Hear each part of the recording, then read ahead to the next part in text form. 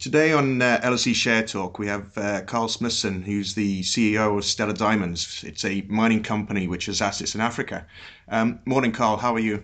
Yeah, morning. Not too bad, thanks. That's good. You released an RNS yesterday, which revealed that you've had the initial approval for the Tonga license. This is obviously a key milestone. So what does this actually mean for the company? Well, it means that we're part of the way there in terms of getting the full mining license through. There are a number of stages actually that we have to follow through various government departments, but this we feel is the critical one, getting the approval from the Minerals Advisory Board, which basically recommends to the minister that the mining license should be granted. So what will happen next is that the approval of the MAB will go through back to the administrative body of the Ministry of Mines, which is the NMA, and then they formally write to us and say, okay, it's been approved, and forwarding to the minister for consideration and signature. So this is the sort of roundabout process that we follow, but as I say, we're a long way down the line now. Okay, so that's good that you've had the verbal agreement. When can you expect the formal agreement, obviously going through that process? Well, it's difficult to say. It's down to the NMA now to basically write us the letter, and there's obviously it's just a process that they have to follow. So it could be in the very near future. Okay, and this alongside of that, you've also got the environmental license. Is that correct? That's right. We submitted earlier in the year, I think it was the EIA, the Environmental Impact Assessment, which had a social element to it as well. And the EPA, the Environmental Protection Agency, which is a different government body, considered that and approved it. And the process that we're going through now is one of determining the annual environmental license fee that's payable to the EPA. And then they issue you with an environmental license. And that, coupled with your mining license, means that you can start mining.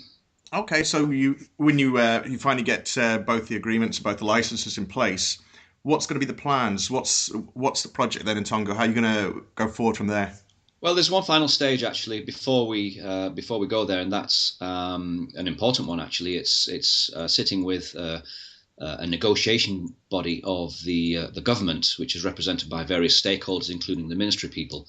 And through that body, we'll negotiate definitive fiscal terms for the license, which could include a number of different things like royalties, income tax, or corporate tax rather, withholding taxes, etc., import duty concessions and the like.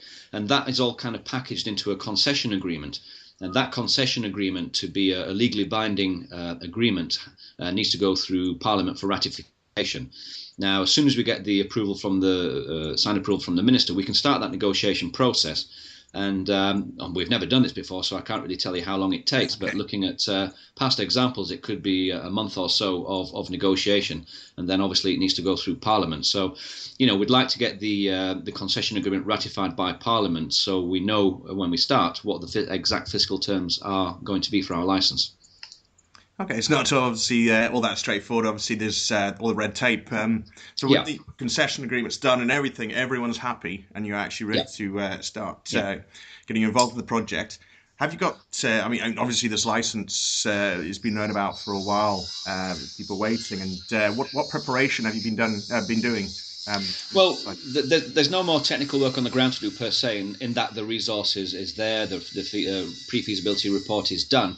And it is good to go. I mean, what we're going to be doing, running parallel with all of this licensing stuff in Sierra Leone, is now engaging with potential funding groups that can take an interest in the project and look to fund this. We haven't yet got too far down the line on that, waiting for the mining license. But now that we're confident that is coming, we can start basically the process of funding and looking at various sort of debt equity ratios, things that work for the project and work for us, and that over the next couple of months will be a key priority of ours.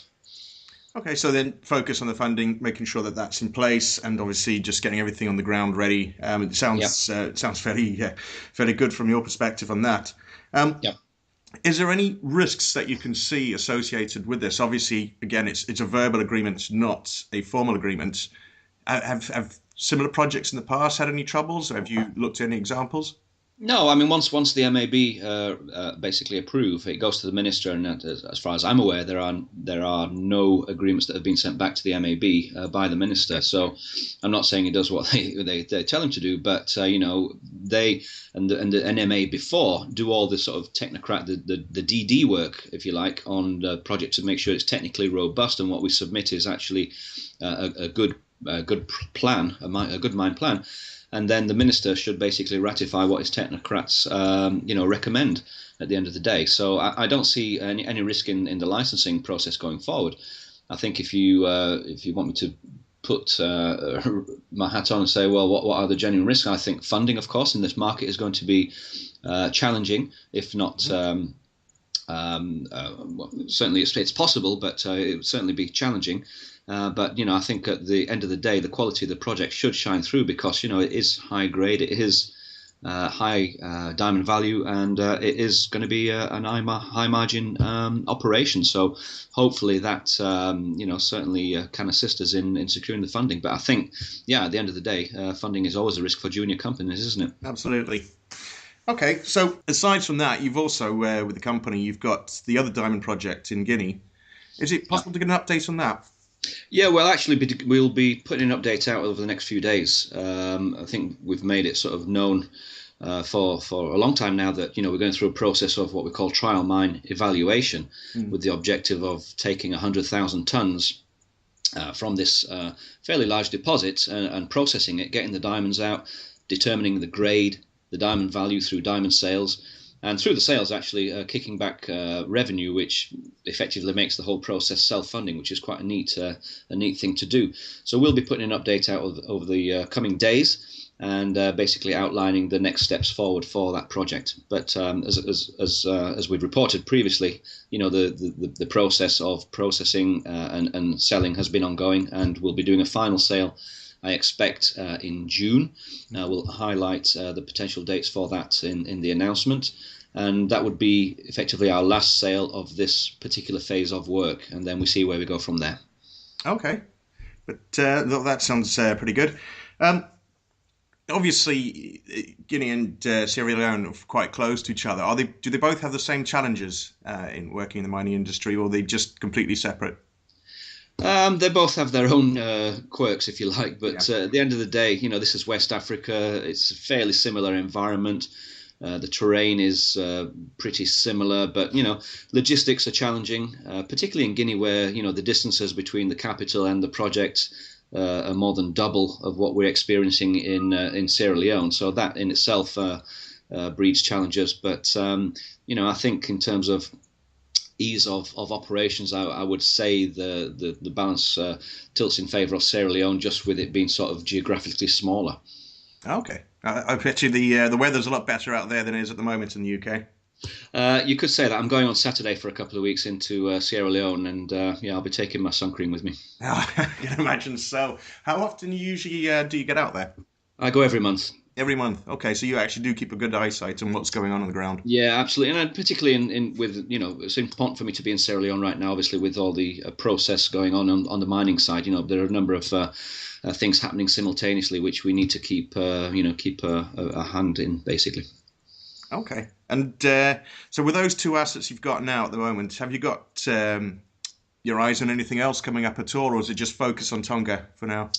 The key focus is Tonga, and that's the right thing because it's the one that we're going to move to the mining development phase. But, we're always looking at opportunities, and I think there are a lot in this part of the world. It's fairly unprospected. It's fairly unloved as well, to be honest with you.